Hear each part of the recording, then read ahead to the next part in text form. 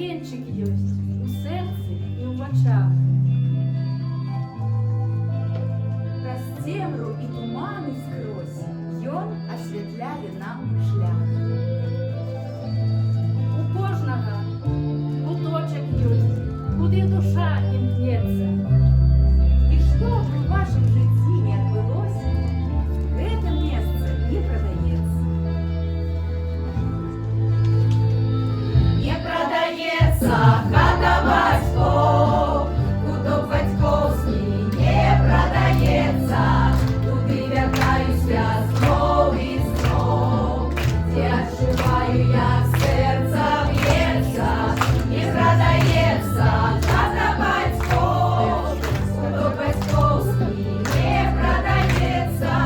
Туды вяртаюся зноў і зноў, дзе адчуваю, як сэрца б'ецца. Дзвюм берагам адной ракі ніколі не сустрэцца. Яна залье лугі, ракі не застанецца.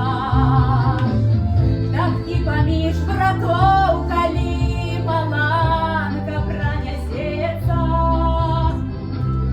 суцешыць іх хата бацькоў, яна ж не прадаецца. Не прадаецца хата бацькоў, куток бацькоўскі не прадаецца. Туды вяртаюся зноў і зноў, дзе адчуваю, як сэрца б'ецца. Не прадаецца хата бацькоў, куток бацькоўскі не прадаецца.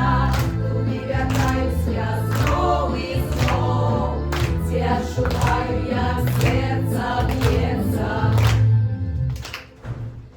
Мы, беларусы, мы патрэбныя тут, на роднай зямлі.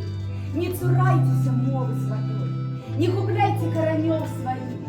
Захавайце спадчыну, якую пакінулі нам нашыя продкі. Не прадаецца хата бацькоў, куток бацькоўскі не прадаецца.